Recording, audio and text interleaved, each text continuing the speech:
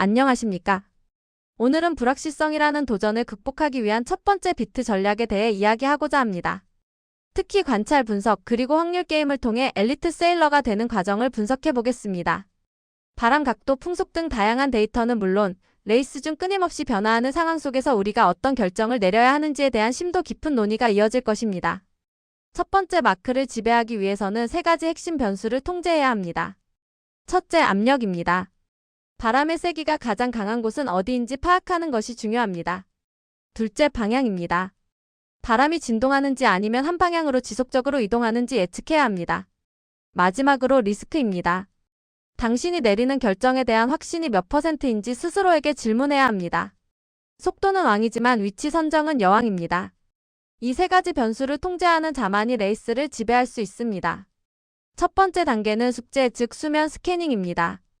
출발 신호가 울리기 훨씬 전부터 레이스 코스를 미리 읽어야 합니다. 우리가 찾아야 할 것은 오직 압력입니다. 왜냐하면 압력이 고속도로 직결되기 때문입니다. 출발선부터 1마크까지 코스 전체를 조망하며 초기 스캔을 철저히 하고 레이스 중에도 지속적으로 스캔해야 합니다. 일찍 스캔하고 자주 스캔하십시오. 코스를 효과적으로 분석하기 위해 3곱하기3 격자로 분할하여 시각화하는 방법을 추천합니다. 이를 통해 압력이 어디에 집중되어 있는지 명확하게 파악할 수 있습니다. 예를 들어 압력은 좌측, 우측 또는 중앙 중 어디에 있는가? 그리고 코스의 상단, 하단, 중앙 중 어디에 압력이 더 강한가? 이러한 질문들을 통해 바람의 패턴을 분석합니다. 만약 코스의 상단 구역이 지형지물로 인해 바람이 약하다면 그곳에 머무는 시간을 최소화하는 경로를 설계해야 할 것입니다. 두 번째 단계는 분석, 나침반이 말해주는 바람의 유형을 파악하는 것입니다. 바람은 크게 두 가지 유형으로 나뉩니다. 섹션 A는 진동풍으로 바람이 평균값을 기준으로 좌우로 흔들리는 경우입니다. 마치 춤추는 듯한 바람이죠. 섹션 B는 지속풍으로 바람이 한 방향으로 계속해서 돌아가는 경우입니다.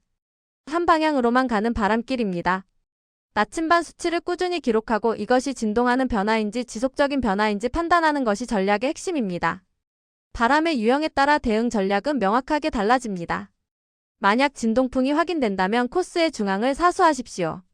롱택을 먼저 취하고 마크에 더 가까운 각도를 선택하는 것이 유리합니다. 반대로 지속풍이 확인된다면 변화하는 방향으로 즉시 향하십시오. 숏택을 먼저 취하는 것이 중요합니다.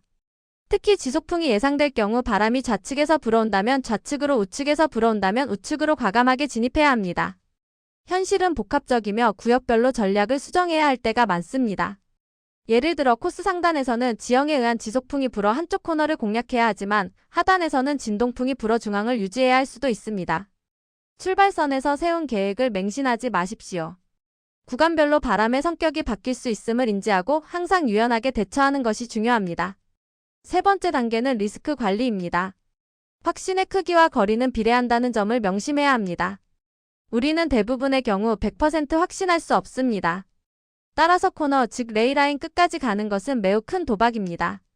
이른바 리스크콘이라는 개념을 통해 코스의 중앙은 안전구역 그리고 양쪽 외곽은 높은 리스크 구역으로 나눌 수 있습니다. 당신의 확신의 정도에 따라 코스의 중앙에서 벗어날 거리를 정하십시오. 자신만의 퍼센트 라인을 설정하는 것이 중요합니다. 예를 들어 25% 정도의 불확실한 확신이라면 중앙으로 복귀하는 것이 현명합니다. 반면 85% 이상의 강력한 예보를 확신한다면 과감하게 진입할 수 있습니다. 하지만 기억하십시오. 코너가 정답인 경우는 극히 드뭅니다.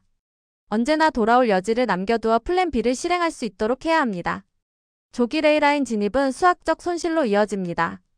마크에 멀리 떨어진 상태로 레이라인에 도달하면 바람이 어떻게 변하든 손해를 보게 됩니다.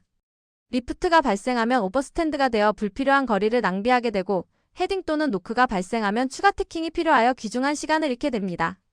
레이라인에 일찍 들어서는 것은 득보다 실이 많다는 점을 명심하십시오.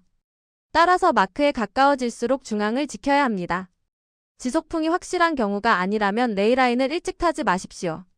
마크에 가까워질수록 태킹 빈도를 높여 중앙 구역에 머물러야 합니다. 오버스탠드는 가장 큰 거리 손실을 초래합니다.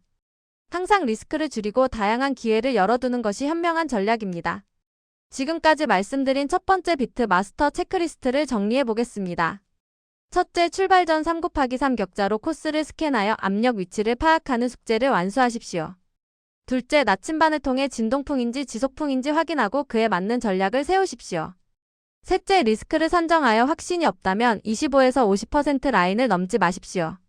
마지막으로 마크가 멀다면 레이라인을 먼저 타지 않는 경계심을 가지십시오. 관찰하고 계산하고 확률 높은 곳으로 배를 몰고 가십시오. 이것이 승리의 길입니다. 끝까지 시청해주셔서 감사합니다.